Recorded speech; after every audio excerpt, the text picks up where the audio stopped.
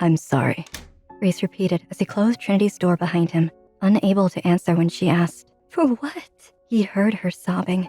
It broke his heart to be responsible for her tears once again. Reece didn't know why he had confronted Trinity with anger. In the short months since he had met Trinity, he had felt a whole range of emotions that he had never experienced before. All of that, on top of the responsibility he felt to be a strong alpha and protect his pack from impending danger. He thought of Trinity's face when he said, "You're one of a kind." All it took was one small compliment from him, and she looked ready to forgive everything. After he had been so cruel, he couldn't stomach it. Besides, it didn't feel like a compliment to him. It was a fact. Reese's hand lingered on the doorknob. He longed to throw the door open and take Trinity in his arms for everything. He wanted to say, "I'm sorry for everything." Instead, it was almost like an invisible force pushed his hand away, and Reece walked down the hall toward his room. "The only way I can protect her is by pushing her away." We know one thing for sure about alphas. Trini poured a cup of tea for Lila. They do not like being told what to do. "May I give you some advice about my son?" "Please." Although Lila had been in a catatonic state for 7 years, her observations held true. "Reece feels obligated to be in love with you, but he doesn't want that. He wants to make the decision for himself. Make yourself his safe place." "How do I do that?" Reece did not seem terrified to her. He was the terrifying one. Trini stirred her tea. She found herself drinking slowly to buy more time with Lila. Their visits always ended too soon. While Lila regained her strength, she could only entertain visitors for a short period of time. "Don't bother with Reese's feelings," Lila said. Trinity laughed. "I'm serious." Lila knowingly sipped her tea. "Focus on yourself. Reece will see what a strong, intelligent woman you are. You said that you want to build relationships with the women and children of the pack. Do it. He just needs to think he made the decision and no one else." "You make it sound so simple," Trinity blushed. "You haven't seen the way he talks to me." "I know my son." Lila reached out and held Trinity's hand. "He will see what's good for him. Plus, he's all bark and no bite." The two women laughed. "Thank you." Trinity grew serious. "Not everyone has been so kind to me. I don't know why the goddess chose me for Reece." Trinity shook her head. "Why would she mate an alpha with a girl without a wolf?" "Trinity, do you know more than the goddess?" "No, the goddess herself made this match.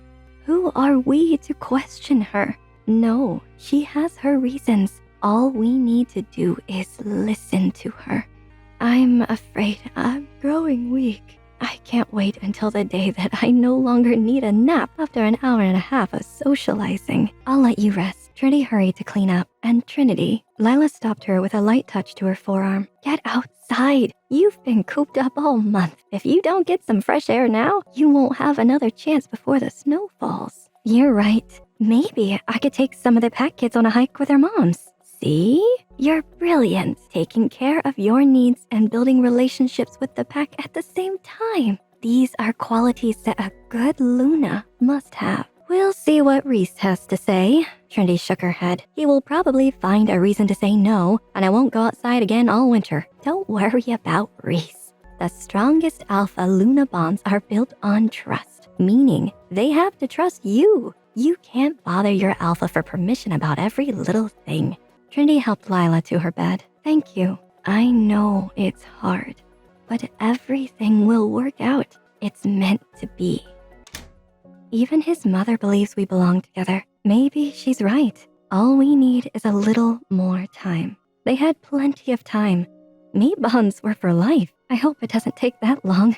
All of the kids were thrilled about Trinity's scavenger hunt except for Dylan Bagley. It was a perfect day. Clear with not a cloud in the sky. Trinity, 5 moms, and about a dozen preschoolers had hiked up the mountain to a clearing overlooking the river, the ideal spot for a picnic and scavenger hunt full of prizes that could be used to make a Christmas ornament. Everything was going according to plan except for little Dylan Bagley, who refused to take part in the fun. "But Dylan, you're going to be sad when all the other kids have their own special ornaments and you don't get one." Dylan pouted in response. "Well, at least that isn't a no." Trinity held in a giggle. "Okay, Dylan, I'm going to start looking for your prizes, and when you're ready, you can join me. Stay away from the edge of the cliff. It's very dangerous." Trinity made sure to keep her tone serious. She didn't mind a little stubbornness from the kids. They were nothing compared to Reece. Dylan was several yards away, but the cliff still made her nervous. She didn't want one of the kids tumbling off the edge, especially on her watch. So Trinity was collecting his treasures one step at a time while keeping an eye on him. Trinity paused to take in her successful excursion. Moms and their kids were laughing and having fun.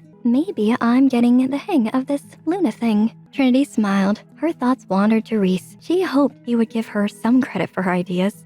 Trinity wondered if he ever would. He had been so angry with her the other night, and they hadn't spoken since. As much as she resented him, she longed for his affection. She could almost smell his warm, comforting scent. Trinity whipped her head around. That was his scent, combined with several others, including Noah's, some guards, and someone unfamiliar. A rogue wolf. He was coming their way, and fast. They must be chasing the rogue. Trinity had no idea if the men knew they were there, directly in the rogue's path. Everyone, get back to the house, now, Trinity commanded. Without a word, the women gathered the children and started moving toward the estate. Trinity caught a glimpse of movement. It was the rogue wolf, running at a full sprint, right in their direction. If he didn't change course, he would run directly into Dylan. The 4-year-old was still planted stubbornly on the ground. Trinity ran as fast as she could toward Dylan, whose frightened face showed he had just noticed the rogue wolf. Dylan stood, but he couldn't move. The wolf was closing in fast. Trinity put on a burst of speed. Please. Trinity didn't have time to think. She pushed Dylan out of the way, his little body rolling out of the wolf's path and into safety. The wolf's jaws clamped down on the empty space Dylan left behind. But the wolf's body still moved with incredible force. He slammed into Trinity.